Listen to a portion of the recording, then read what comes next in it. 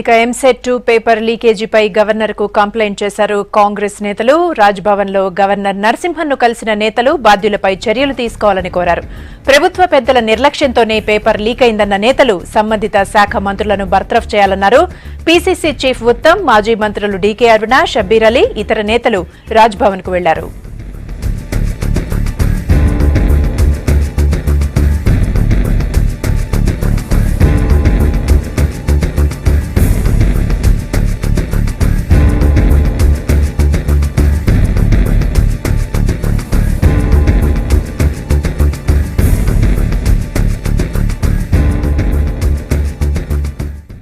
Telangana Congress party తరఫు నుండి మేమందరం కలిసి గౌరవనీయులు తెలంగాణ గవర్నర్ ఈఎస్ఎల్ నరసింహన్ గారిని కలిసి 2 విషయాల్లో రిప్రజెంటేషన్ చేయడం జరిగింది.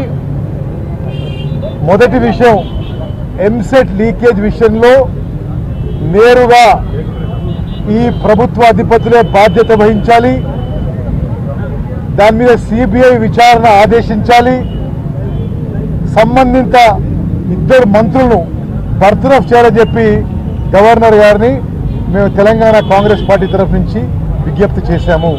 2016లో ఇంటర్ పూర్తి చేసిన విద్యార్థులు, లక్షలాది మంది విద్యార్థులు గత కొన్ని మాసాలుగా ఈ టీఆర్ఎస్ ప్రభుత్వం అసమర్థ పాలనలో, అవగాహన లేని పాలనలో మరి గందరగోళ పరిస్థితి ఎదుర్కొని మరి వారి జీవితాలు బజారున పడే సందర్భంగా టీఆర్ఎస్ ప్రభుత్వం దీనికి బాధ్యత వహించాలని చెప్పి మరి గవర్నర్ గారి విజ్ఞప్తి చేయడం జరిగింది.